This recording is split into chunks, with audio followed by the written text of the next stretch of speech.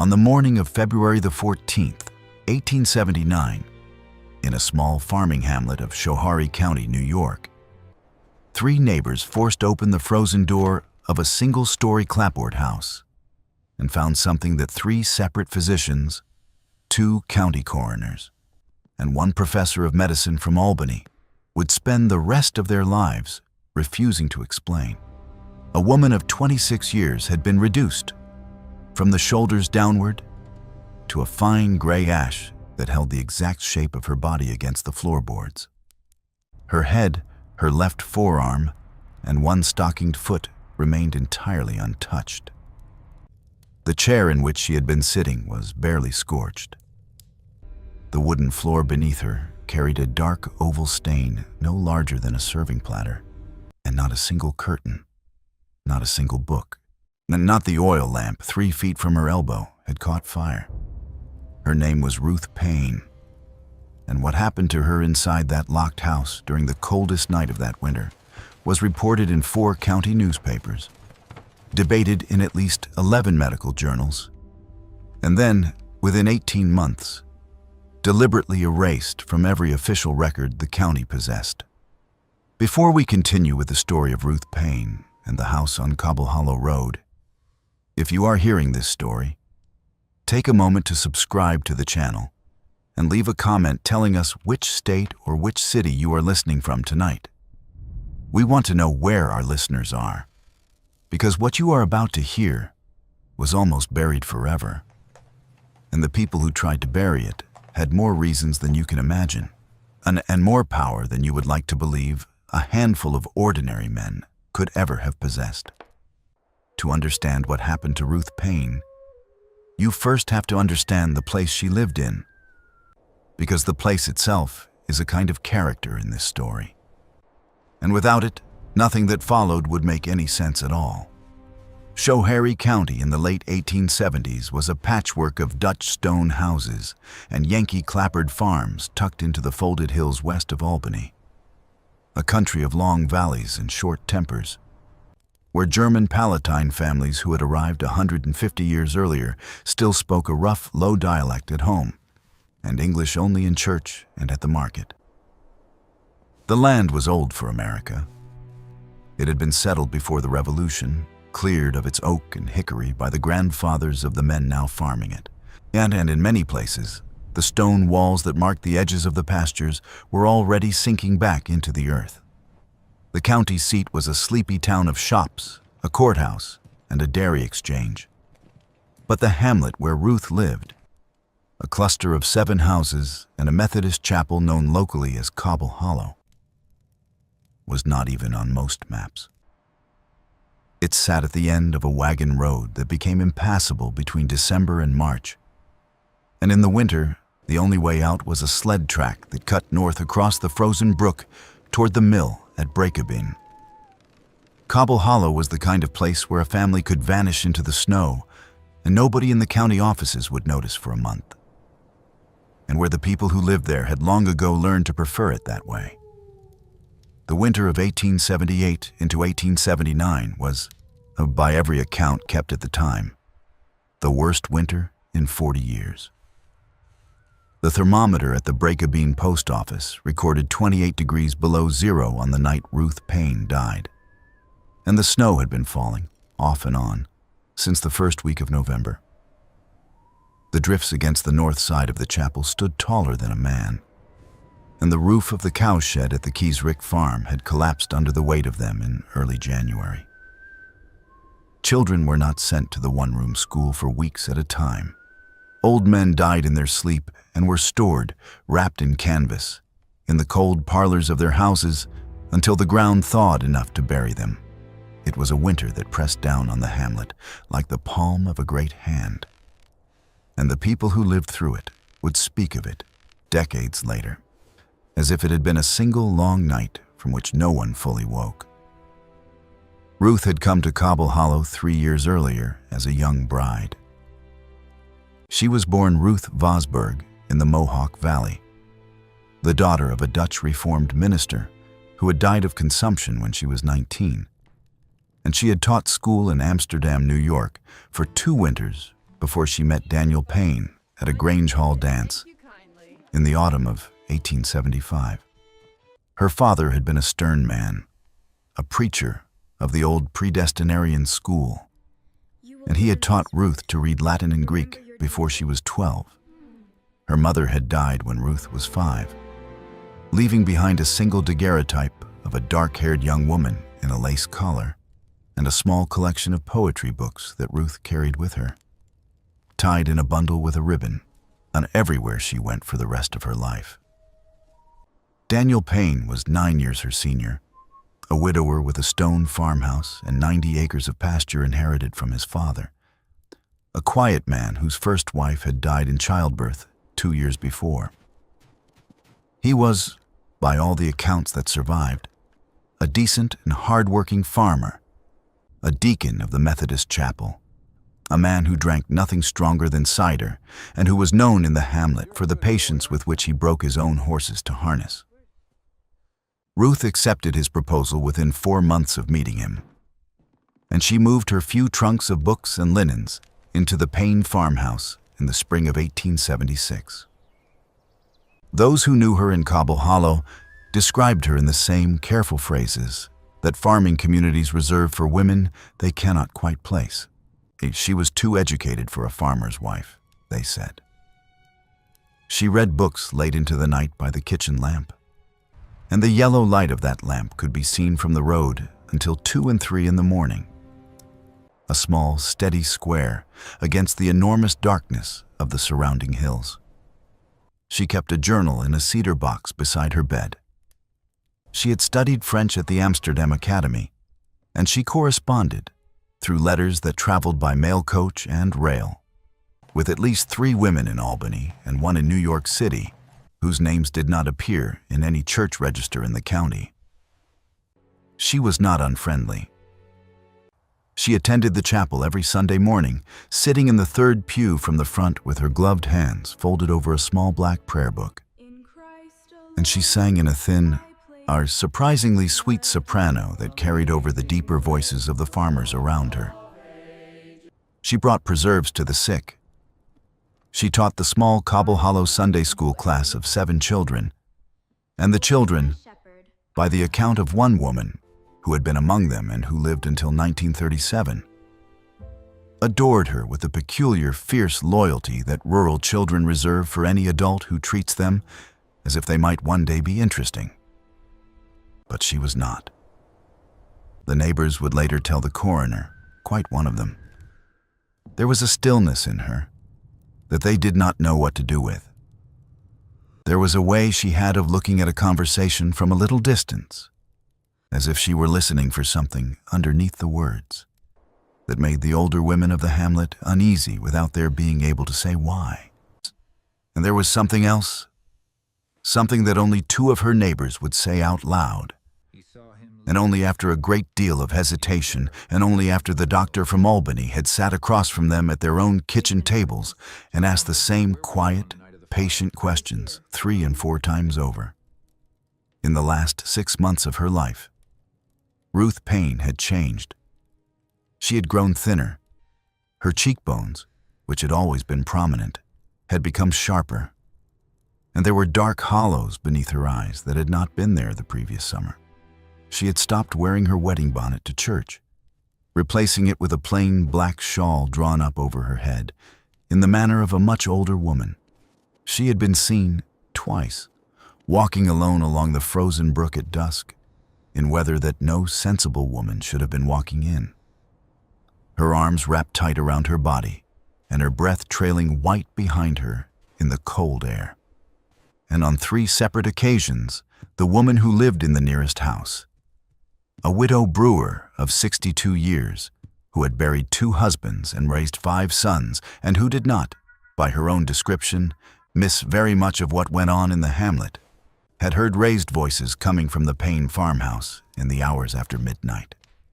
Ruth's voice, the widow said, and Daniel's voice, and sometimes a 3rd voice, a man's voice, that the widow did not at first recognize. The widow had, on each of those 3 occasions, stood at her own bedroom window in her nightgown, and looked out across the snowy yard toward the Paine house. And she had seen, on each occasion, a single square of yellow light burning in the kitchen window. And she had seen, on each occasion, shadows moving across that light in a way that she would later describe as resembling a slow and terrible dance. And she had gone back to bed each time and pulled the quilt up around her shoulders and pretended each time that she had not heard anything at all.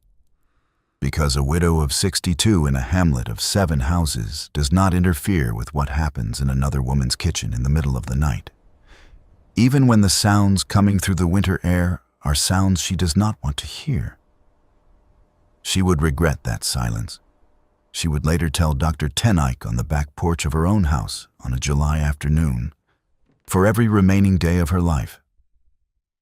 But regret, she would add in the same breath, was a poor kind of penance, and the Lord would judge her for what she had not done, the same as he would judge the others for what they had. The morning of the 14th of February began for Daniel Paine at 4:15, when the cold woke him in the upstairs bedroom and he discovered that his wife was not in the bed beside him. This, by itself, was not unusual. Ruth had been sleeping poorly for weeks, and she had taken recently to going downstairs in the small hours of the night to sit by the kitchen stove and read.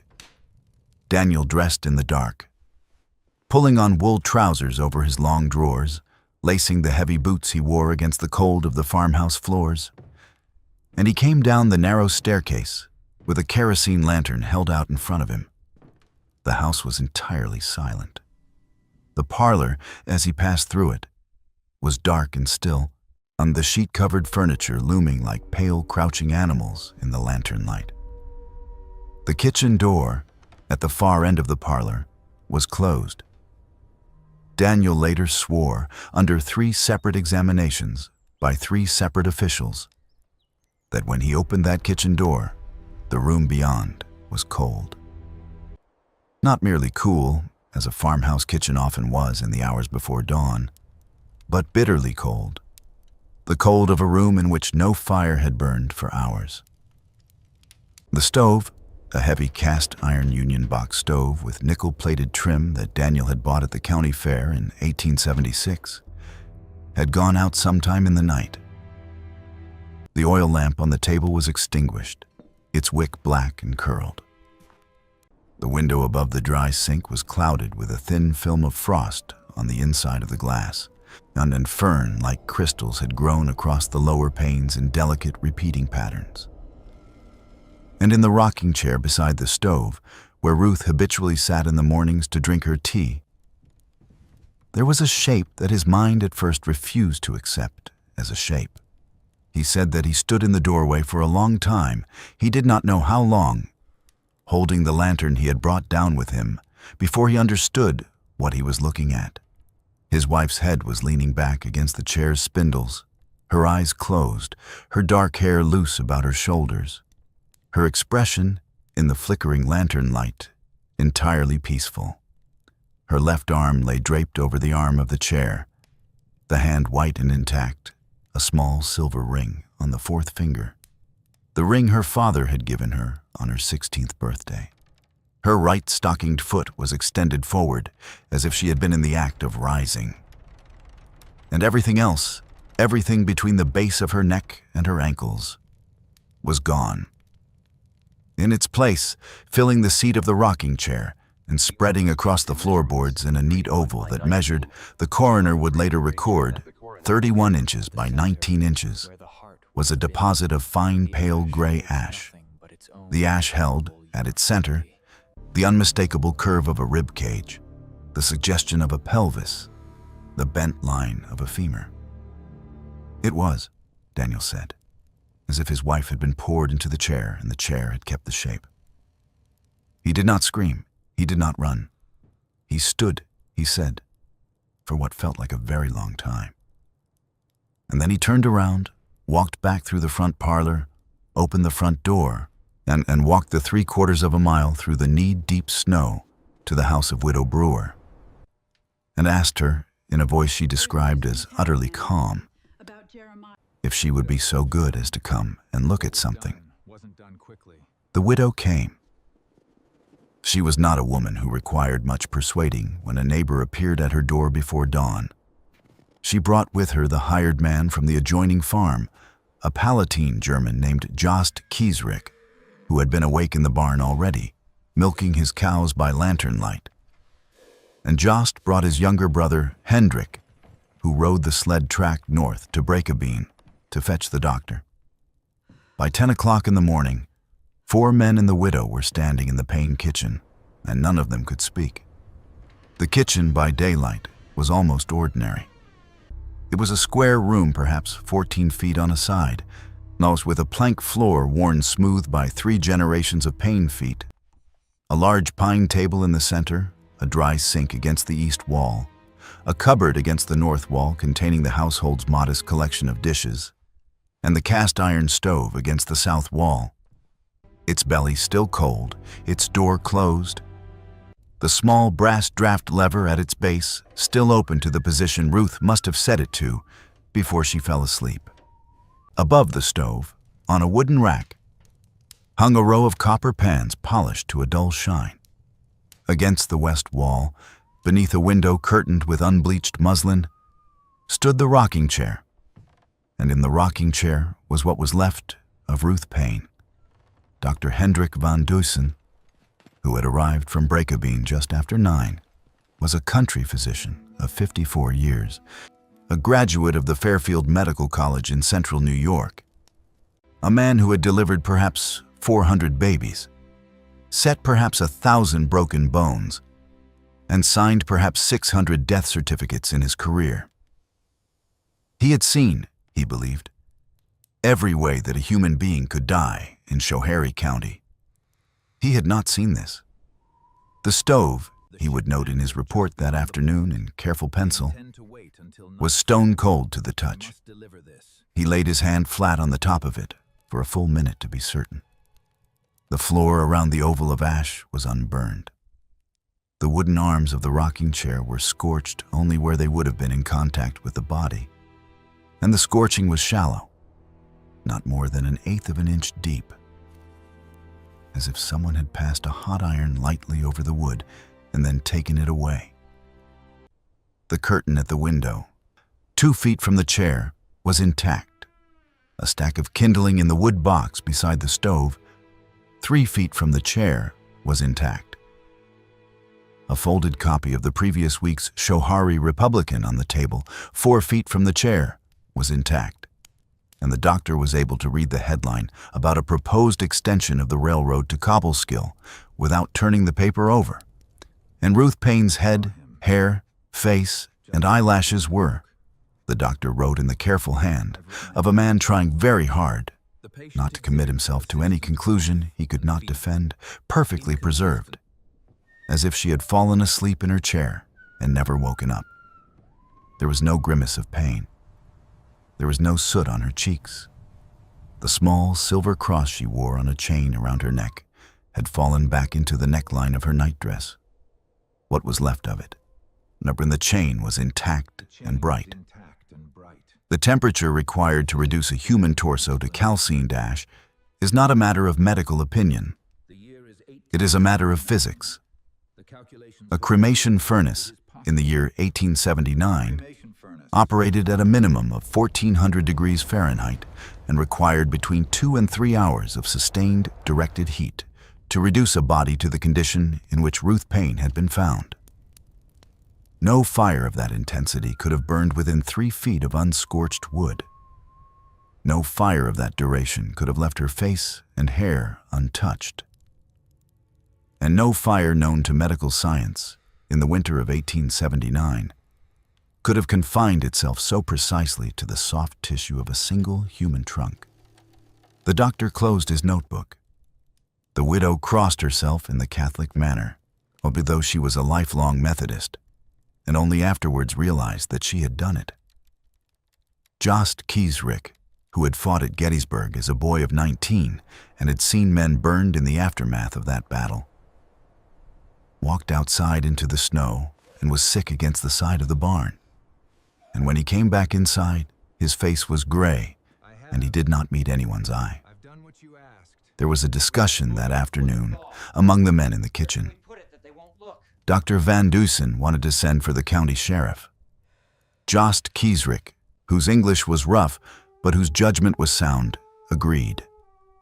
Daniel Paine, sitting on a stool in the corner of the kitchen with his hands folded between his knees and his eyes fixed on the floor, said quietly that he did not want his wife's body, what was left of her, to become a public spectacle. He said she had been a modest woman. He said she would not have wanted to be stared at.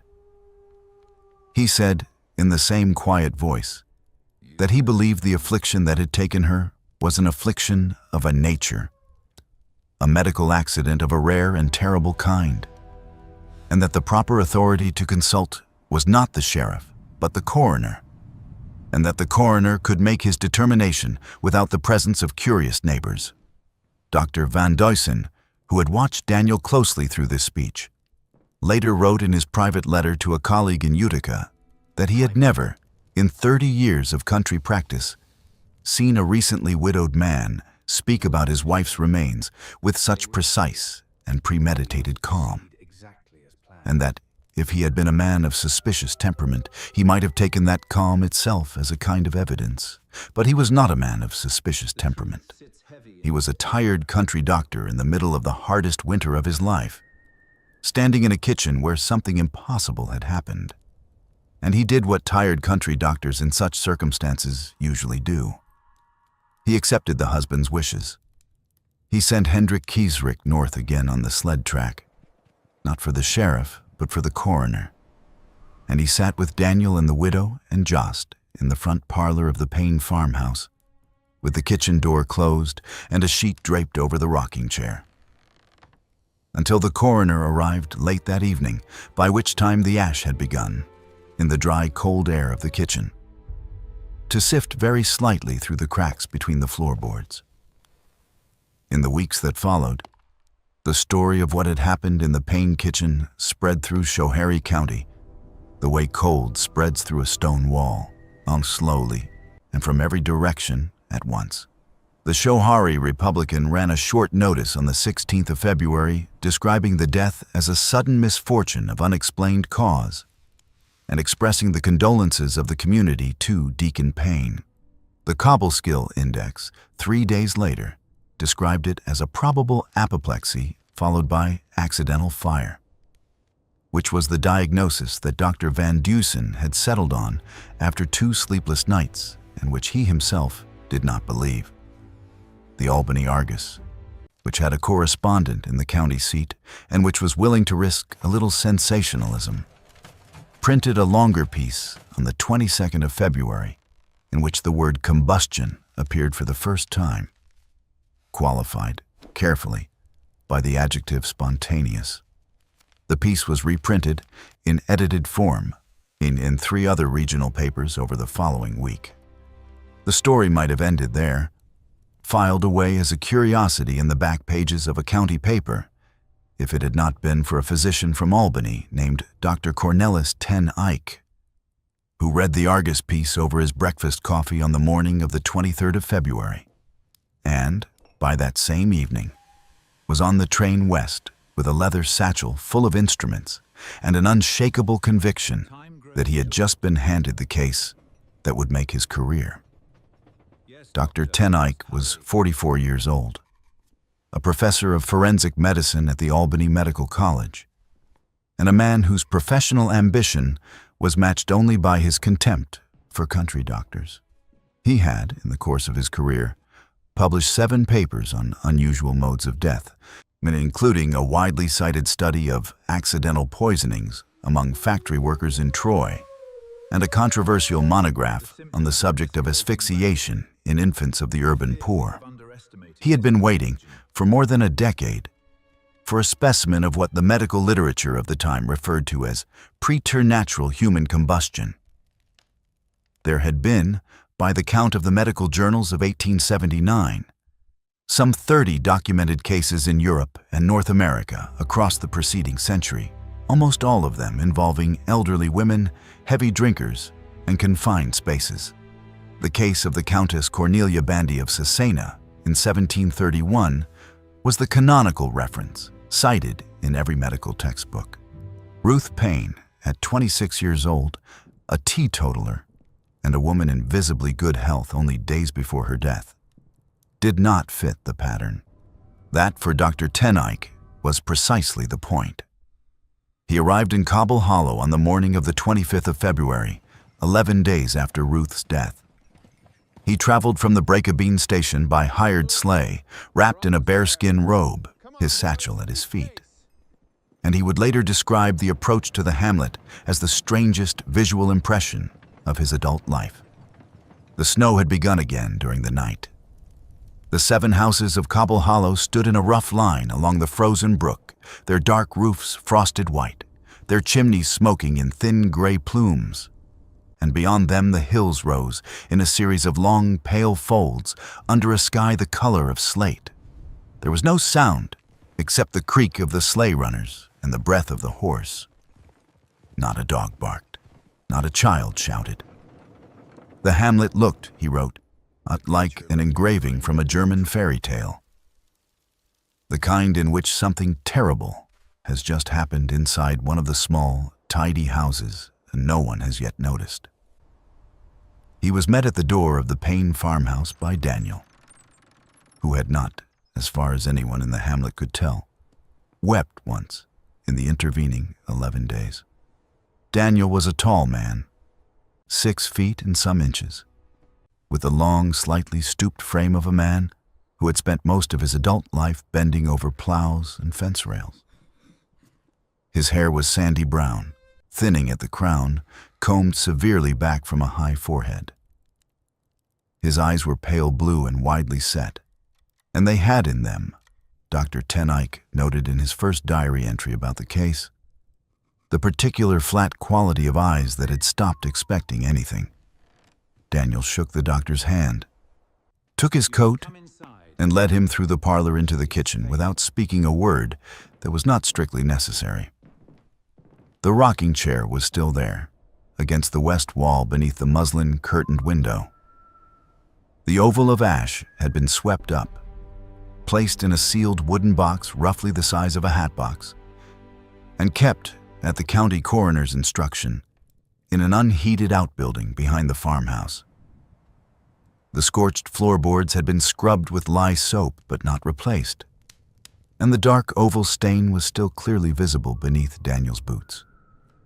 Dr. Teneyck set his satchel on the pine table and looked slowly around the kitchen, and as he looked, he began to notice things that the country doctor had missed, and that would, in the weeks to come, unravel the entire story. He noticed first that the rocking chair was not in its natural position. It had been moved at some point before Ruth's death, perhaps 3 feet forward from the wall, into an open area of the kitchen where there was no obvious reason for anyone to have placed it. The natural position for the chair, given the layout of the room and the habitual warmth of the stove, was against the wall where it now stood. But the faint wear patterns on the floor showed that it had been dragged forward and then returned. He noticed that the cupboard directly behind the chair, a tall pine cupboard with 2 upper doors and 2 lower doors, contained in its lower compartment a set of ceramic jugs that were, when he opened the door and lifted one, far lighter than they had any right to be. Daniel, when asked what had been in them, said that they had held coal oil for the lamps, but that he had used up the supply during the long nights of the winter. Dr. Teneyck, who had counted the jugs and noted their combined capacity, did not say what he was thinking. He noticed that the floor beneath the rocking chair, where the scorched oval stain was not at the center of the kitchen, but offset, pushed away from the stove and toward the window. He noticed that the rag rug, which had always, according to the widow Brewer's later testimony, lain under the rocking chair, had disappeared sometime in the past several months and had not been replaced. He noticed that the small pedestal table that had always stood beside the rocking chair, the table on which Ruth kept her tea and her book, was also missing. Daniel said he had broken it up for kindling, or in a winter as hard as that one. No one found this remarkable. Dr. Ten Eyck made a small, careful note in his pocketbook and said nothing.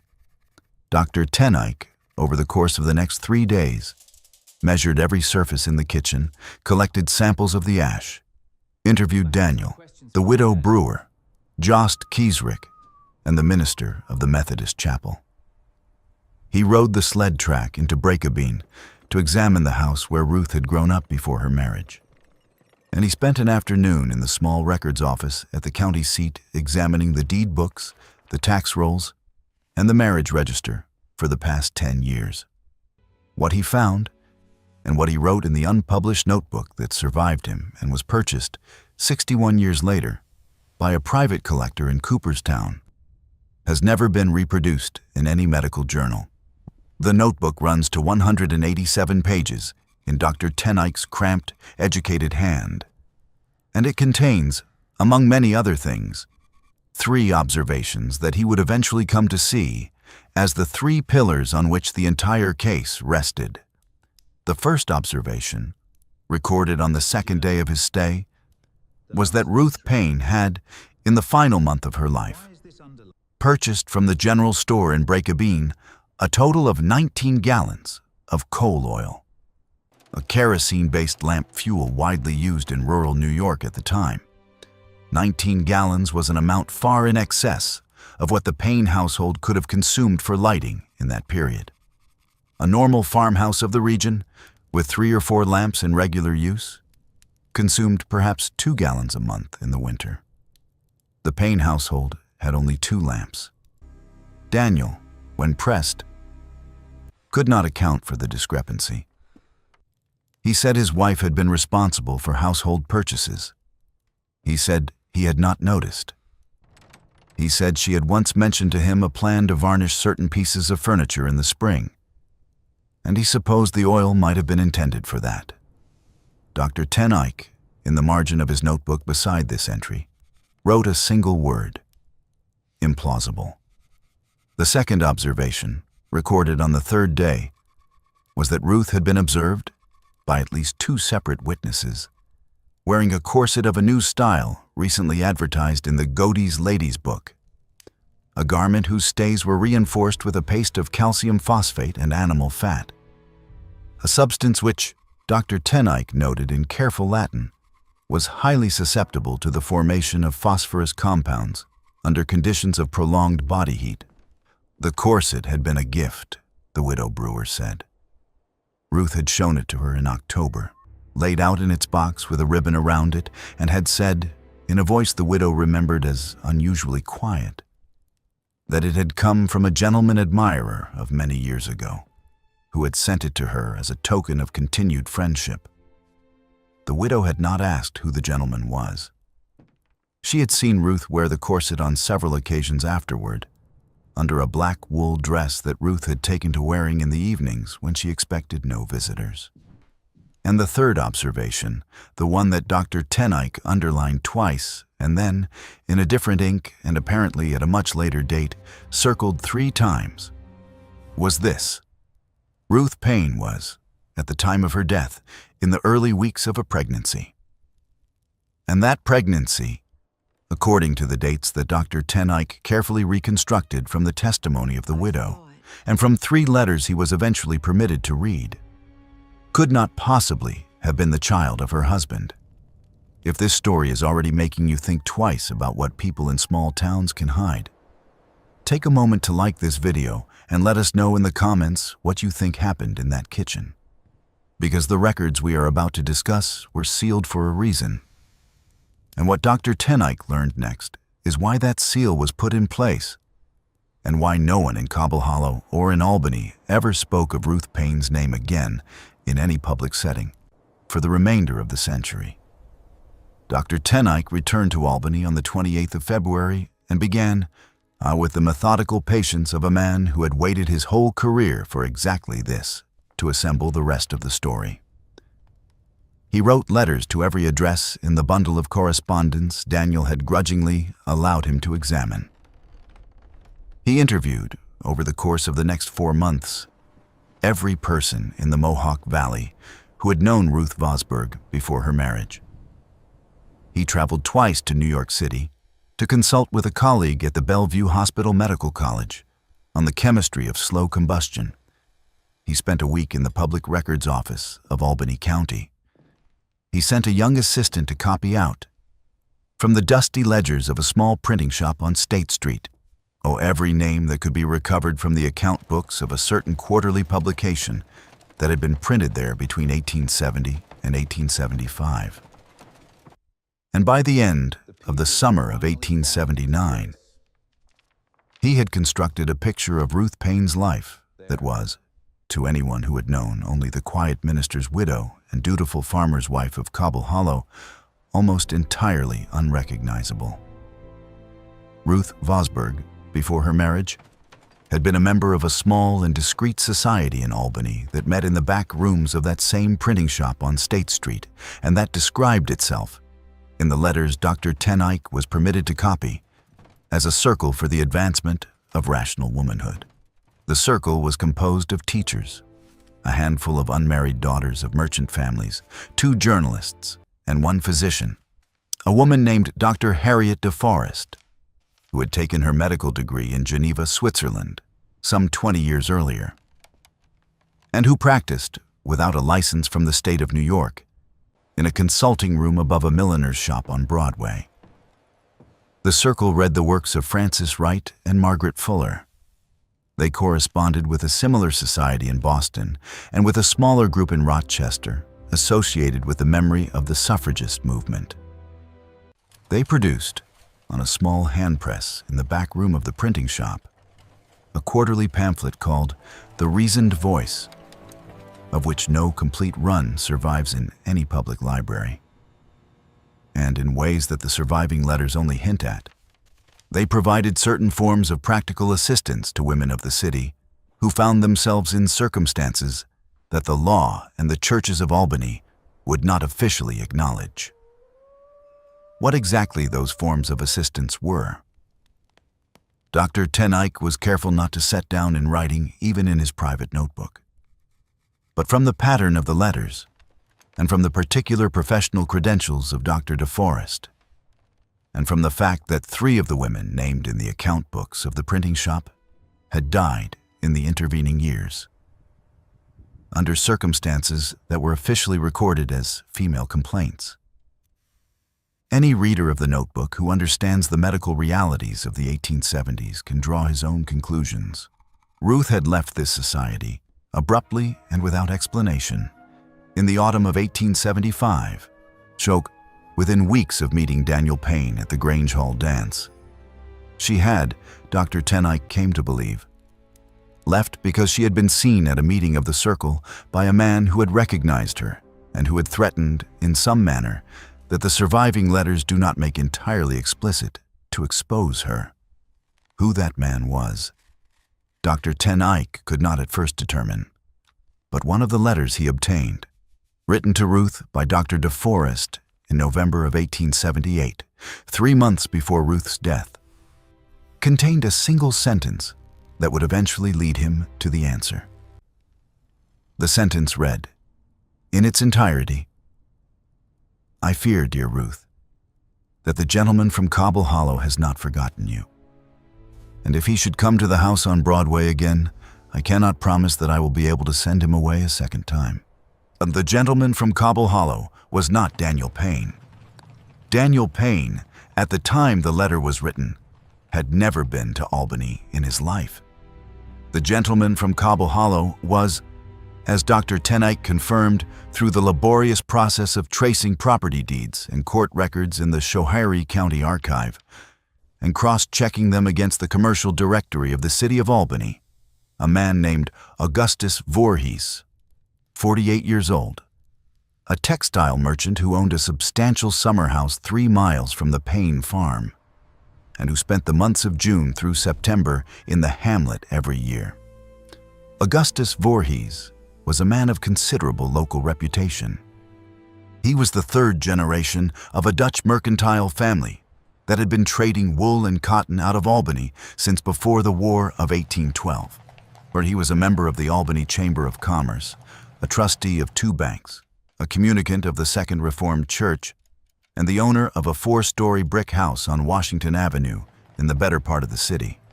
He was married to a woman of fragile health who rarely left the Washington Avenue house. And he had 3 grown daughters, all of whom were married to respectable men. He was, and by every measurable standard of the 1870s, a man of unblemished public character.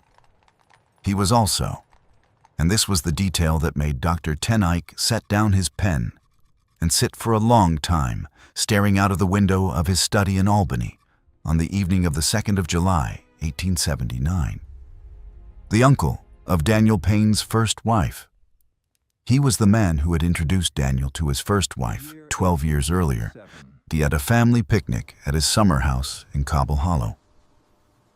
He was the man who had paid, out of his own pocket, for the carved marble headstone that stood in the Cobble Hollow churchyard over the grave of that first wife. He was the man who had, by the testimony of the widow Brewer, when Dr. Ten Eyck pressed her a second time, been seen entering the Paine farmhouse on at least 4 occasions during the summer and autumn of 1878. Always while Daniel was out in the far pasture, always staying for more than an hour, and always leaving without speaking to anyone in the hamlet. And he was the man whose voice the widow would eventually confess to Dr. Ten Eyck in a whispered conversation on the back porch of her house on the afternoon of the 15th of July, 1879. Or she had recognized as the third voice raised in argument in the Paine farmhouse in the small hours of the night, 3 times in the final months of Ruth's life. Dr. Ten Eyck was not by temperament a man who jumped to conclusions. He spent the autumn of 1879 assembling what he had learned into a careful scientific monograph, intending to present it before the Albany Academy of Medicine in January of the following year. The monograph argued, with great care and with an abundance of chemical diagrams, that Ruth Paine had died of a rare but not unprecedented conjunction of physiological and environmental circumstances.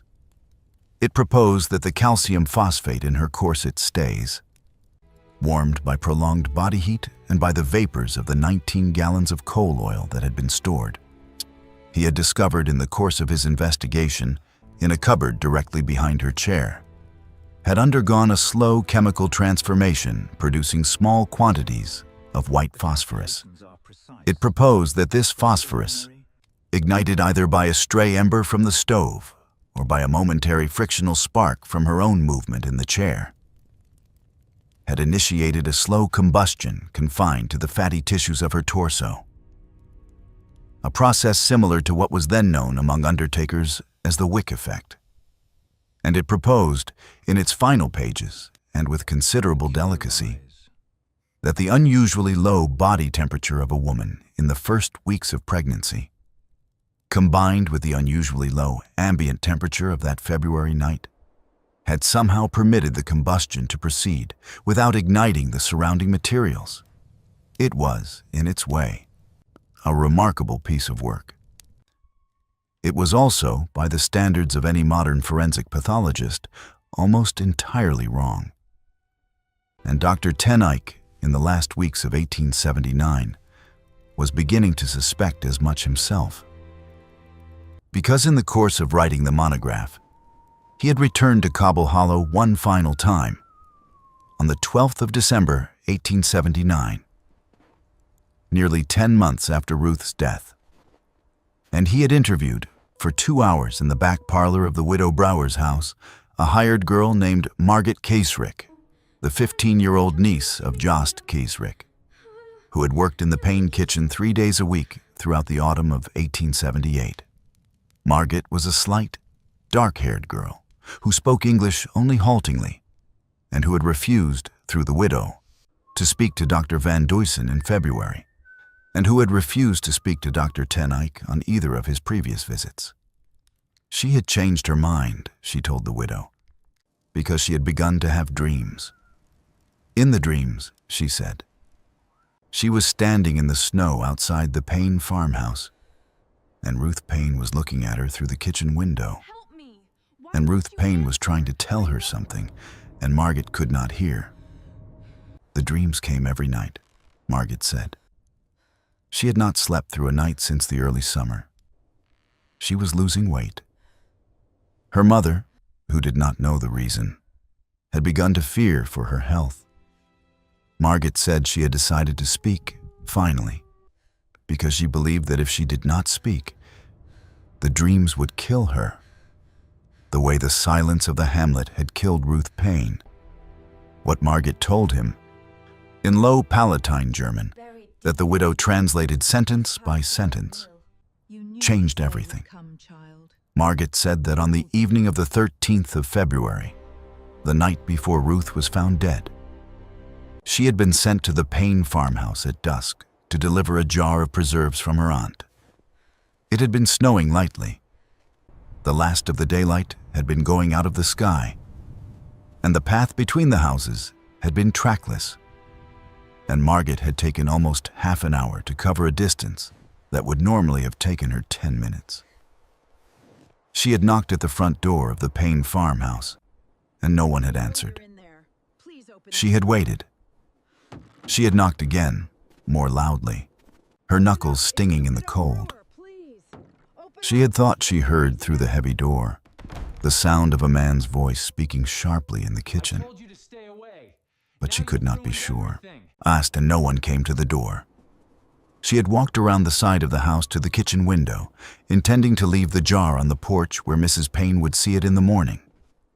And through the kitchen window, the window above the dry sink, whose curtain on that evening was drawn back rather than closed, Margaret had seen 3 people inside. Ruth Paine had been sitting in the rocking chair. Daniel Paine had been standing by the stove with his back to her, his broad shoulders hunched, his arms folded tight across his chest, in the posture, Margaret said, of a man who is making himself stand still. And a third man, a man Margaret had seen in the hamlet the previous summer at a social gathering at the summer house, and whom she knew to be Augustus Voorhees, had been standing directly in front of Ruth with something in his hands.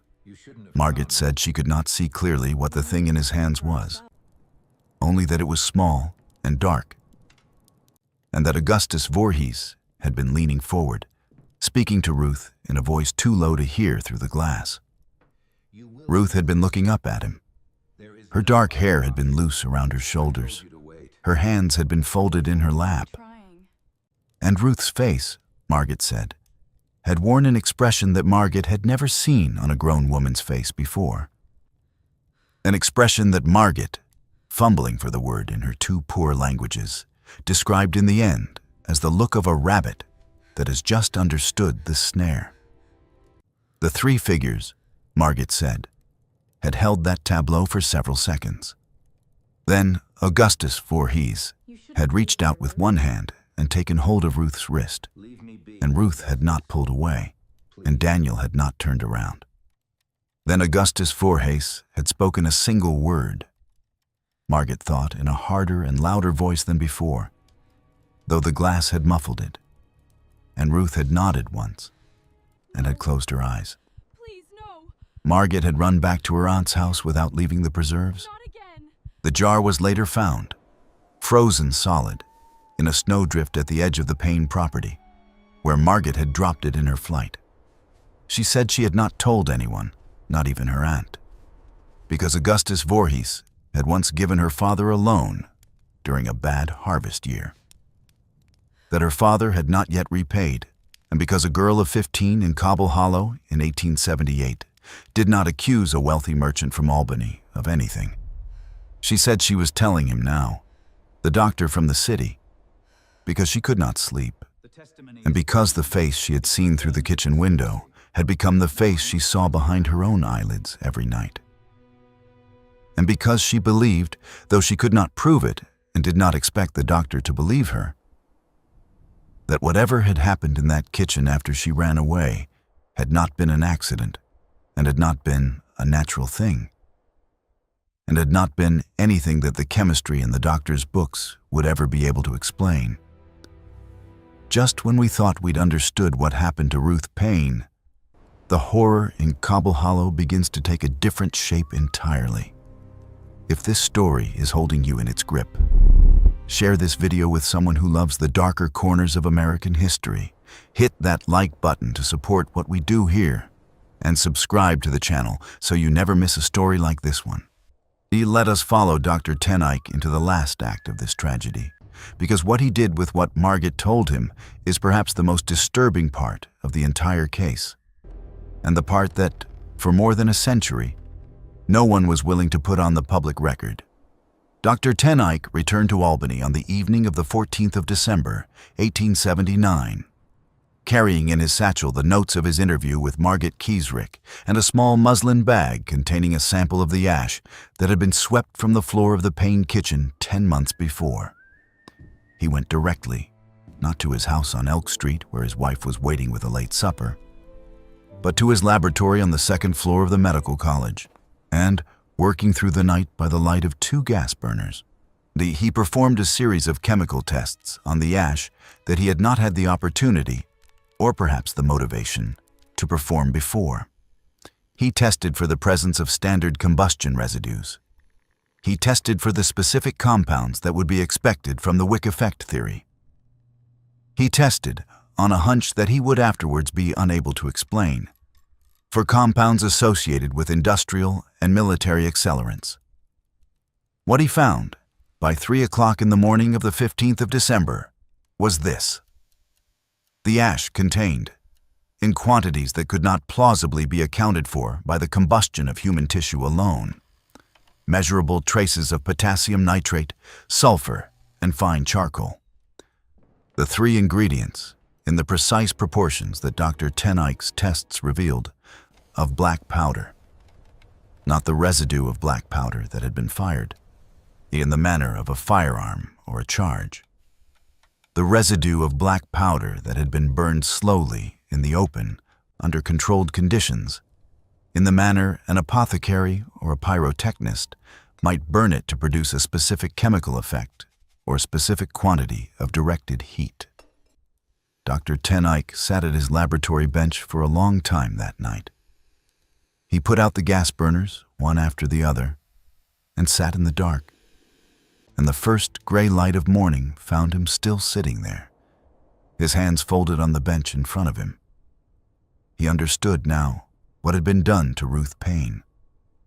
He understood that the heat required to reduce her torso to ash in the manner he had observed, in the time available, without igniting the surrounding room, could only have been produced by a deliberate and expert application of a slow-burning accelerant, packed in and around her body, probably while she was unconscious or restrained, and ignited in a manner that directed the heat inward rather than outward.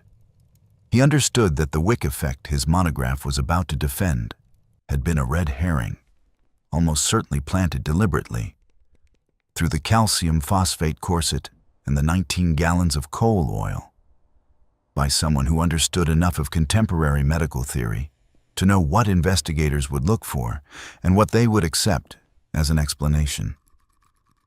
He understood that the agent of combustion had been human, not natural.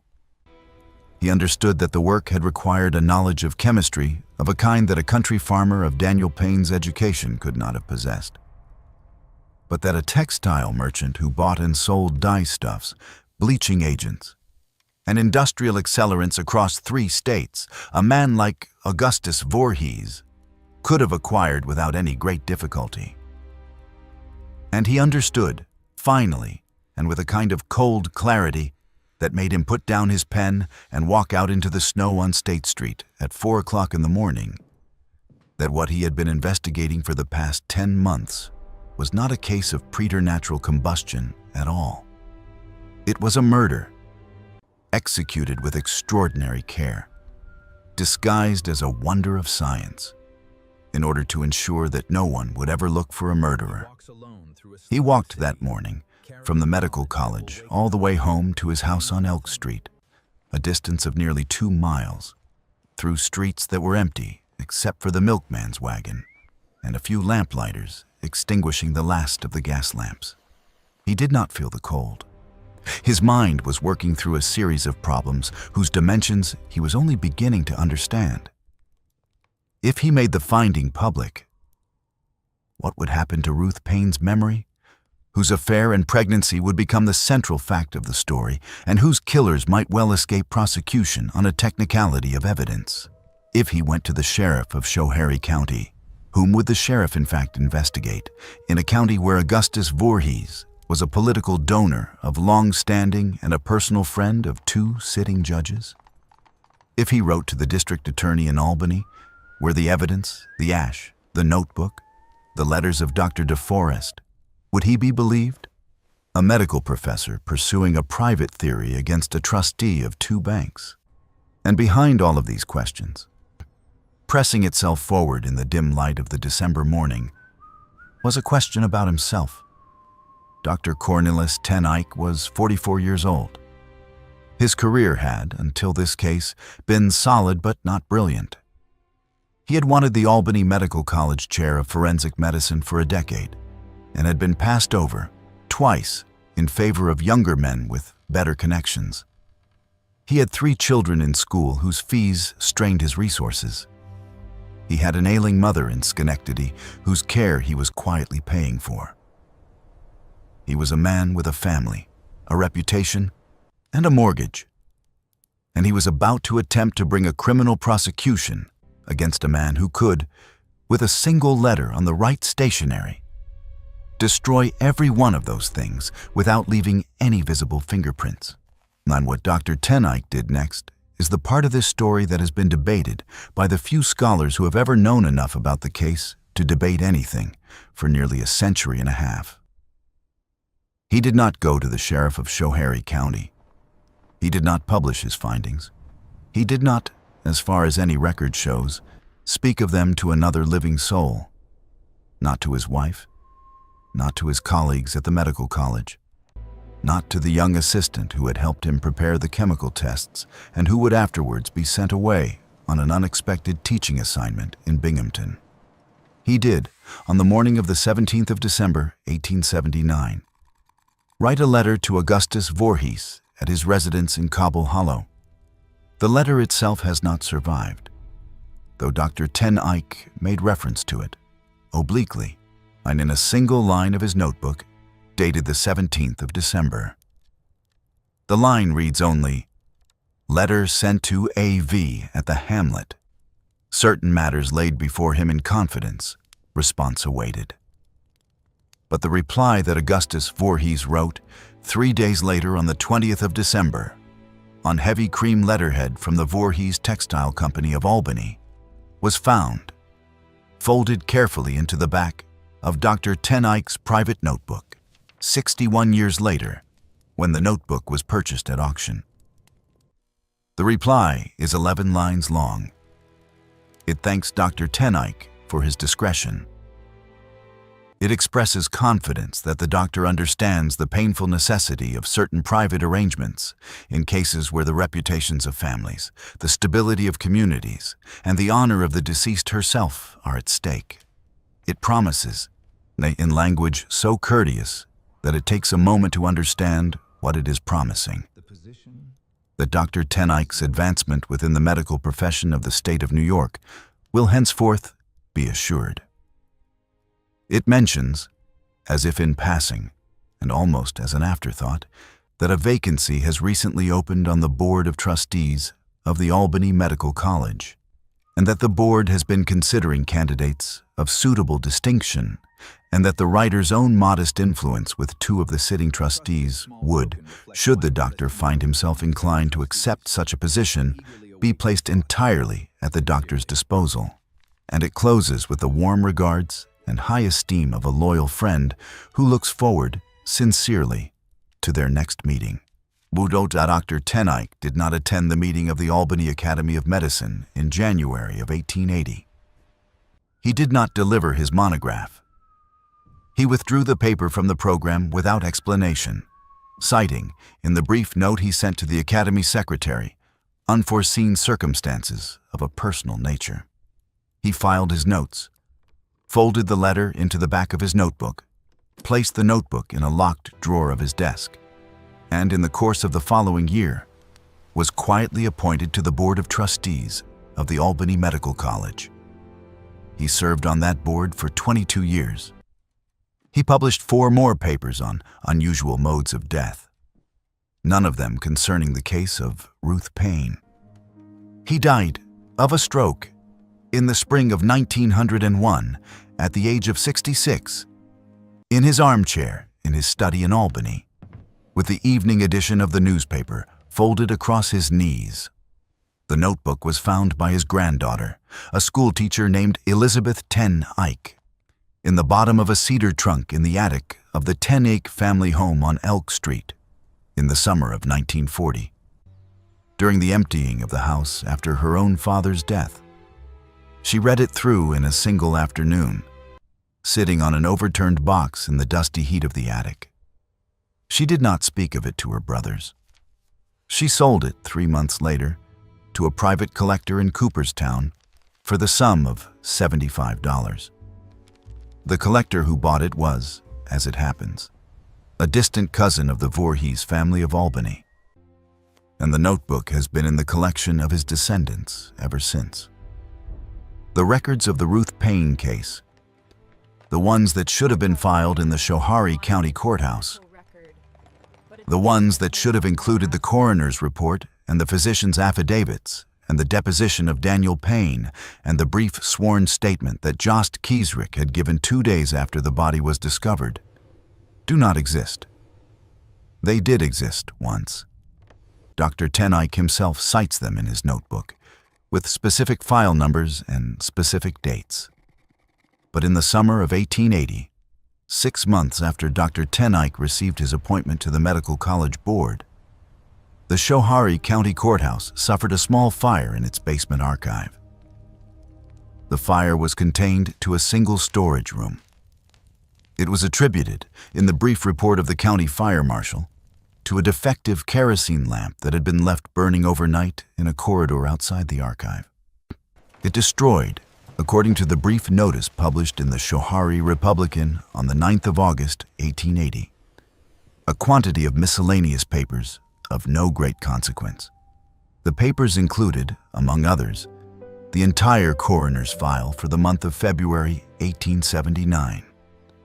They also included the entire docket of property transactions involving the Voorhees family for the years 1877 through 1879, the marriage register for the Cobble Hollow Methodist Chapel for the same period, and the complete run of local tax assessments on the Paine farm for the 5 years preceding Ruth's death. No other records in the archive were damaged. The defective kerosene lamp, which was extensively mentioned in the fire marshal's report, was never produced as evidence. And the corridor in which it had supposedly been left burning was never, according to the testimony of the courthouse janitor who read the marshal's report 3 years later and shook his head at it, a corridor in which any lamp was ever kept. Daniel Paine sold the farm in the autumn of 1880 to a buyer who paid considerably above the market rate and who was represented in the transaction by a law firm with offices on Washington Avenue in Albany. The firm had represented the Voorhees Textile Company in matters of incorporation and taxation for the previous 15 years. Daniel moved to a small town in western Pennsylvania called Mercer, where he remarried 2 years later, fathered 3 children, and lived out the remainder of his life as a respected elder of a Presbyterian congregation. He died in 1914 at the age of 70. His obituary, printed in the local paper, mentioned a first wife who had died tragically in a house fire in New York State, and it did not mention her name. His second wife, according to the recollection of a granddaughter interviewed by a folklorist in 1968, said only that Daniel had been a good husband, but a silent one, and that in the last years of his life, he had taken to sitting up in the kitchen of their house in Mercer until 2 or 3 in the morning, alone, with a single lamp burning, looking at nothing. Once, the granddaughter said, her grandmother had come down in the night to find him weeping, silently, his face in his hands, and when she had put her arm around his shoulders and asked what was wrong, he had said only, "I did not turn around." I should have turned around. He had never explained what he meant. He had never said it again.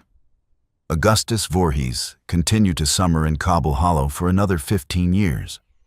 He expanded the textile company, opened a second office in Boston, and served one term in the New York State Senate, where his principal legislative achievement was a bill raising the penalties for the corruption of public morals.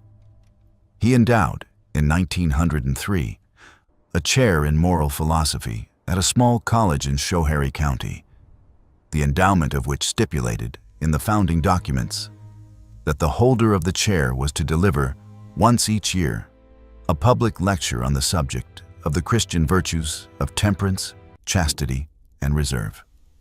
He died in 1909 at the age of 78, of complications following a minor surgery, and he is buried beneath a white marble monument in the Cobble Hollow churchyard, within sight of the smaller, weathered stone that marks the grave of Ruth Paine. The inscription on his monument reads, "A merchant of integrity, a friend of virtue, a pillar of the community." The inscription on Ruth's stone, which Daniel had ordered and paid for before he sold the farm and left for Pennsylvania, reads only, "Ruth Paine, wife, 1852 to 1879. The Lord giveth, and the Lord taketh away." The widow Brewer died in 1884 of pneumonia in her own bed at the age of 67. She had kept, until the end of her life, a sealed envelope in the top drawer of her bureau, addressed to the Schoharie County District Attorney, whose contents were never disclosed to her family, and which, when discovered after her death, was opened by her eldest son and, without being read aloud, was thrown into the kitchen stove. Margaret Kiesrick married a farmer from the next county in 1883, raised 5 children, and lived until 1931. A woman whose neighbors regarded her as unusually quiet and who, in the last year of her life, is recorded by one of her granddaughters as having said, without any context at all, that there were things a person could see through a kitchen window that they should never have seen, and that they never, afterward, stopped seeing. The notebook of Dr. Teneyck is, today, in the archive of a small private historical society in upstate New York that has chosen not to permit its reproduction or public display on the grounds. According to a statement issued by the Society's Board of Trustees in 1987, that the document contains material of a deeply sensitive nature concerning identifiable families of the region whose descendants continue to live in the county. The ash of Ruth Paine, in its sealed wooden box, was buried in an unmarked corner of the Cobble Hollow churchyard in the summer of 1880, at the instruction of the then presiding minister of the Methodist Chapel, whose name has not survived, because the pages of the chapel register covering the years 1878 through 1881 were, like the coroner's file at the courthouse, destroyed at some point in the late 19th century. What was done to Ruth Paine on the night of the 13th of February, 1879, was done by at least 2 men, as in a locked kitchen, in the coldest night of a hard winter, in a hamlet at the end of a road that the snow had closed. It was done to a young woman who had once, before her marriage, belonged to a circle of other young women who had believed that the future would be different from the past, and who had chosen, when she was threatened, to leave that circle and accept a quiet life in a place where no one would ever come looking for her. It was done, almost certainly, because she was pregnant with a child that was not her husband's, and because the father of that child was a man who could not afford, at the age of 48 and with a sick wife, on Washington Avenue, and 3 married daughters and a reputation built over 3 generations of careful Dutch commerce, to have the fact known. It was done with a chemistry borrowed from the textile trade, with potassium nitrate and sulfur and fine charcoal packed around the body of an unconscious woman in a rocking chair. and it was disguised as a wonder of science in order to ensure that the only people who might investigate it would be so dazzled by the prospect of a medical sensation that they would not think to look for a criminal. It was compounded by the quiet cooperation of a husband who had either been broken by the discovery of his wife's affair or been promised something he wanted more than his wife, or both, and who stood in his own kitchen with his back turned while another man put his hands on her. And it was concealed finally by the purchase of the conscience of one ambitious physician, and by a small, convenient fire in a basement archive, and by the slow, impatient passage of 147 years of forgetting. This mystery shows us that the most terrible things that have happened in this country have not been done by monsters from beyond the edge of the world. They have been done by ordinary men, in ordinary rooms, in ordinary towns, protected by the ordinary silences of the people around them, and hidden, finally, by the willingness of history to let certain names, certain places, and certain women be quietly erased from the record. Science cannot explain what happened to Ruth Paine, not because what happened to her was outside the laws of nature, but because the science of her time was used, deliberately and with great skill, to cover the tracks of what had been done to her. The men who killed her understood chemistry better than the doctor who tried to save her memory. The men who protected them understood the price of a conscience better than the men whose consciences were for sale. And the community around them understood, with the terrible practical wisdom of small places, that there are questions it is better for everyone concerned never to ask aloud. What do you think of this story? Do you believe everything has truly been revealed? Or do you think there are still details, still names, still letters in trunks and journals in cedar boxes, waiting to be found in some attic in upstate New York by some granddaughter who will, this time, refuse to sell? Leave your comment below. Tell us what you think Daniel Paine was doing in that kitchen, and whether you believe he knew, and whether you believe there is any forgiveness for a man who stands with his back turned while someone puts their hands on his wife. If this tale has held you, subscribe to the channel. Turn on the notification bell so you never miss what we uncover next.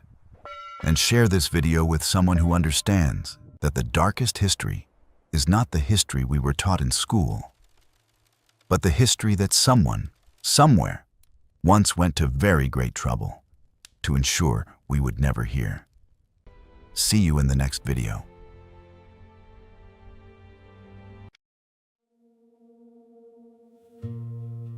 Don't pity me. My heart doesn't need your mercy. I can still stand on my own. I was broken by your leaving, fell deeper than I thought I would, but pain has taught me how to heal now and survive what once I couldn't. You don't have to look back sadly, don't reach out with guilty hands. What you shattered made me stronger. Now I rise where I once collapsed. My heart doesn't need your pity, not another empty sign. I've got enough strength left within me to rebuild this life of mine. My feet are steady through the sorrow, I can stand through all the pain. You don't have to save me, darling, I'll learn to breathe again. I once begged for your affection, now I've learned my worth in scars. And the man you left in pieces found his own way through the dark. My heart doesn't need your pity, not another empty sign. I've got enough strength left within me to rebuild this life of mine. My feet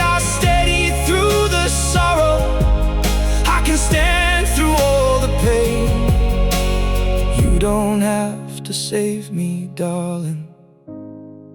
I'll learn to breathe again.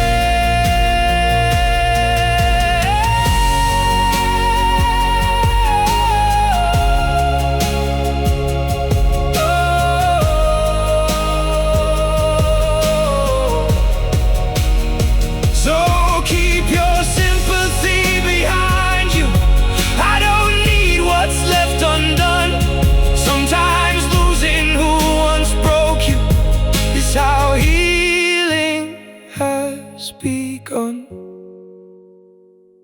My heart doesn't need your pity, not another empty sign. I've got enough strength left within me to rebuild this life of mine. My feet are steady through the sorrow. I can stand through all the pain. You don't have to save me, darling. I'll rise alone again.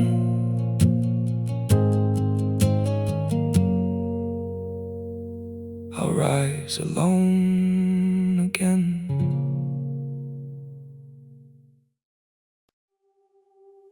I'm freezing,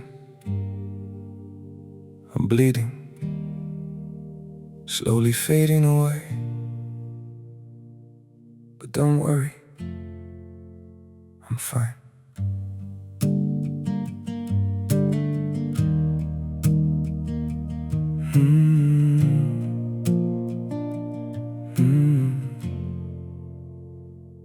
The cold has settled in my heartbeat, like winter living in my veins. Every breath feels numb and fragile. Every smile just hides the pain. I'm breaking quietly in silence, falling slow without a sound. Yet I keep saying I'm okay, while my world burns to the ground. I'm frozen here, I'm bleeding slowly, dying piece by piece inside. But I still whisper, it's alright, just to keep you from goodbye. I'm shattered, love, but don't you worry. I'll pretend till my last breath, even while my soul is fading. I'll say everything's okay. Maybe pain just learned to live here. Maybe sorrow feels like home. So I wear my wounds like armor and survive them all alone. I'm frozen here, I'm bleeding slowly, dying piece by piece inside. But I still whisper, it's alright, just to keep you from goodbye. I'm shattered, love, but don't you worry. I'll pretend till my last breath, even while my soul is fading. I'll say everything's okay. If you ever see me smiling, no, it's just my last defense. 'Cause sometimes love means hiding how much you're suffering. No, I'm frozen here, I'm bleeding slowly, dying piece by piece inside. But I still whisper, it's alright, just to keep you from goodbye. I'm shattered, love, but don't you worry. I'll pretend till my last breath, even while my soul is fading. I'll say everything's okay. It's okay.